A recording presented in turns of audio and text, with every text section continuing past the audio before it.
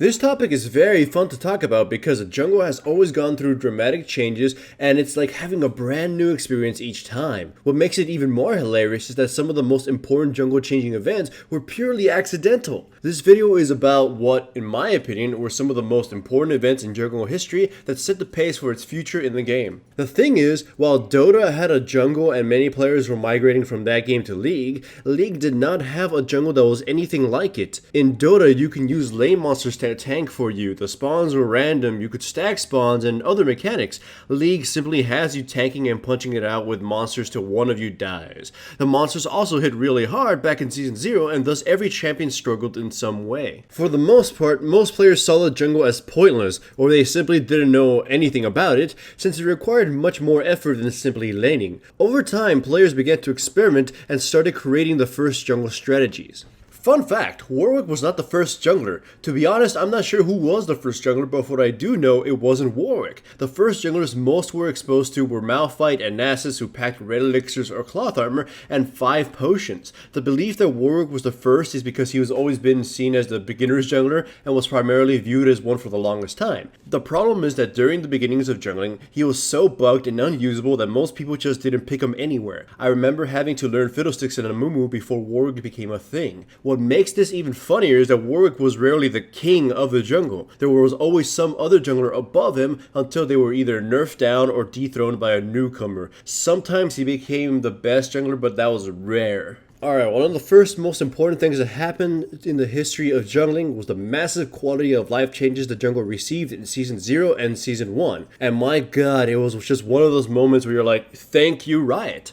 Riot fixed experience gains, monster death ranges, monster armor and magic resistance, bug fixes, and smite became true damage. The bug fixes were just things like monsters randomly regenerating health, or fully resetting, which meant they would also heal but also go back to their spot before you can actually fight them. That stuff was just annoying, but it rarely happened, and it mostly happened to champions that moved while fighting the monsters. The death ranges were horrendous. Monsters had such a huge experience range that your teammates had to be miles away or else they'd steal your experience. The Wraiths were the worst offender at this because your mid laner actually had to be hugging their turret or well into mid lane to avoid stealing from you. Some players knew this and intentionally stole experience to gain a lead in lane. You needed to get every monster to hit level 4 after your first clear or you'd be behind. Monsters having resistances just sucked because it made certain camps harder for a few champions, but it also made it very vital for junglers to take resistance shredding runes, which were expensive at the time instead of being able to take any runes they'd want. Riot changed it so the monsters just had enough resistances to match the level of shred you'd be bringing with your runes, so you'd be maximizing their effect. Smite becoming true damage was important due to monsters having resistances, and the change made it so your damage would always be consistent across all camps. The damn awareness mastery in the utility tree. This was by far one of the most annoying things junglers dealt with. It was a mastery that would give your champion more experience than normal. However, it made all the difference in the world. It allowed you to get power spikes sooner when jungling in order to continue clearing the jungle or enable stronger ganks. It was 9 points deep into the utility tree, and that just made you miss out on other options. For sure, it was vital to get the utility mastery on some junglers, and that was a tier above awareness, but players started figuring out that they didn't need extended buff duration and would rather prefer going deeper into the offensive tree or the defensive tree. Luckily, Riot removed this mastery and allowed us to go deeper into other trees rather than always having to invest 9 points into the utility masteries. Hilarious enough though, Riot decided normalizing the wolves wasn't a priority at all and left that for a much later season. If you didn't know, wolves used to be able to randomly crit you, so sometimes you just get screwed out of your jungle clear by pure chance. There were plenty of junglers introduced to the game that have changed the nature of the jungle during the course of Season 0 and Season 1. However, in my opinion, Nunu and Shyvana both revitalized the dynamics of the jungle after it started becoming very stale. During the course of Season 1, the only junglers that dominated were tanky junglers with high sustain and some ganking potential. Junglers like Udyr, Warwick, and Trundle were godlike, and eventually Skarner and Maokai were added to that when they were finally buffed and fixed. There existed something called the Triad of Jungling, in which every jungler fell into one style of jungling, although some were rigged to work in another style sometimes. The triad of jungling consisted of the farming jungler, the ganking jungler, and the control jungler. They should be rather obvious by the names alone, but they have rarely been in total harmony. One type of jungler always seemed to surpass the rest in most metas, and it was often the ganking jungler. However, Riot had a period of time in which they only released ganking heavy junglers and the other types just fell out of grace. For a while, to be a good jungler, you were expected to basically be super sustained and gank heavy, and that was kind of it. Fun historical fact, Nunu was a bad jungler back then. His consume had a 35-second cooldown and he was simply too slow and most builds didn't support him. Riot eventually buffed him by giving him a more reasonable cooldown on his consume, and that act alone revitalized the control jungler. The game started to slow down a little bit, and Nunu encouraged more control heavy playstyles to rise. Players started seeing a more attrition heavy game where you can win games not just by murdering the opponents, but by wearing them down and crippling them. This is where the fear of Nunu started and the hatred of how he could just shut down your entire game. The thing that control junglers are countered by are farm junglers. Shyvana was released, but she didn't make any immediate waves yet. A few veteran junglers recognized that it was because players were simply trying to gank with her and were not playing her as the farmer she was. Then Season 2 happened and it was a huge boost to farming junglers and she went crazy. She paved the way for farming junglers to see a return at the start of Season 2. Eventually, farming junglers fell to the wayside again at the Oracle build became more prevalent, and control junglers took over again, but she already accomplished a lot. Nunu and Shyvana reaching mainstream and completely changing the playstyle was crucial for the game and player base to evolve. Players were no longer just dead set on judging every jungler by their ability to clear the jungle and immediately gank. You could expect junglers to farm and become threats, to invade and punish the enemy jungler, to ward scout, to focus on assisting pushes, and whatever have you. These two are responsible for you being able to have teammates that understand that they cannot expect ganks from you when you're playing a farm heavy jungler, or to brace themselves to defend you in your jungle from a heavy invader. Now this one's a short one. For jungle veterans, it goes without a doubt that leashing is acknowledged as one of the most important things to ever happen in the jungle. Leashing didn't start off as it is now. Before leashing, if a person smacked the monster would chase them and then fully reset once it reached its tether. The first leashing changes came to effect and it now caused the monsters to no longer reset, but instead just turn to fight whatever is closest to it once it reaches its tether. This allowed for one laner to smack the monster and leave while the jungler blew it up when the focus wasn't on them. Fun fact, the experience range was still pretty big, so one smack was usually all that could be contributed before they had to run, so they wouldn't steal any experience. The introduction of leashing basically paved the way for tons of gimmick junglers to become a thing, and junglers sustain to skyrocket. All of a sudden, you start seeing junglers like Alistair run around and cause a ruckus. Leashing received reworks here and there to make it less cheese status and control some of the types of junglers Riot actually wanted to see.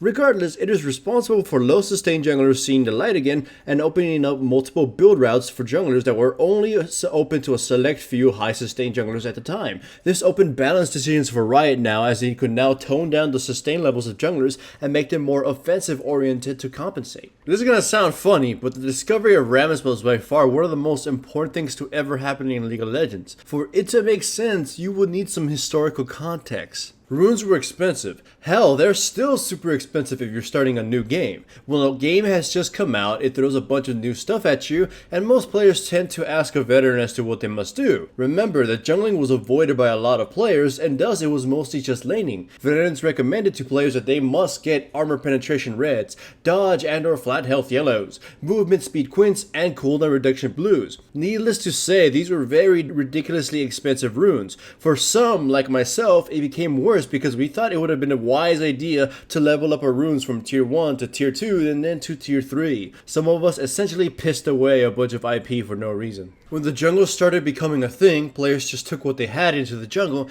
and it worked to an extent. The only runes that were changed were reds to attack speed in order to make Mattress Razor's random proc chance work more often. A champion was expected to be able to survive the jungle using cloth armor and 5 potions, along with the occasional dodge that would save a little bit of his health. At a certain point of the game, players were experimenting with a lot of champions to see if they could somehow force the jungle out of them. However, Rammus was the one that always was the damn hardest to make work because he would just get thrashed.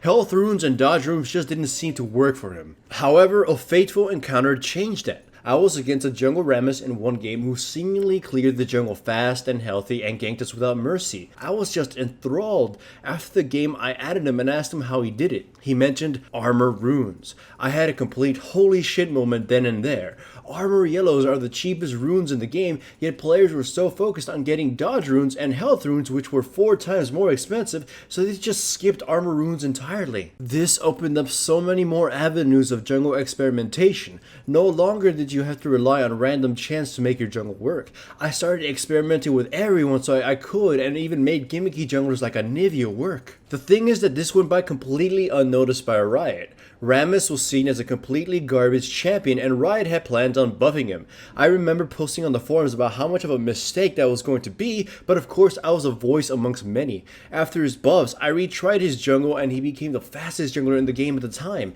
His ganks packed so much more damage and he was flat out insane. His revamped video was my first widely seen video, and it showcased how ridiculous he had become. It was my first video that broke 50,000 views, and when my videos at the time had only about 500 to 1,000 views, and players witnessed the power of armor runes on junglers. Rammus became crazy overpowered, and players demanded his nerfs. He remained strong even after the nerfs until Riot finally pile-drivered him into the ground. Still, his contribution to the discovery of armor runes endured. Players realized the static and predictable mitigation of armor runes was far better than the randomness of dodge. It was a huge boon to the jungle community as armor runes were far more affordable than dodge ones, and players began experimenting in the jungle by droves. More players were able to play the jungle, and thus we had more experimentation and more champions being discovered. The entirety of the Season 3 jungle was perhaps the most important thing that ever happened to the League of Legends jungle. Even when it had barely just come out, it was already making history. I regard it as my favorite season from both a gameplay and a historical context point of view for a reason. The thing is that for the longest time, Riot did not want the jungle role to be a thing, going as far as to state that they wanted Smite to be removed. The Season 2 changes to the jungle were made in an attempt to promote laners having fallback camps they could go and take if they were dominated in lane. They wanted the jungle to be an option rather than a necessity and worked towards making that a thing. During Season 2, it might as well have been that, considering laners just stole everything and junglers were left with gold items and oracles. Riot nerfed Leashing at some point, gutted junglers here and there and nerfed the only jungle item we had, and pretty much made jungling a second support. Riot did not want junglers to be able to dictate the flow of the game. If control junglers dominated, the game went slow and sluggish and was just a dredge throughout. If farmers dominated, the game was long and uneventful until mid and late game clashes took over.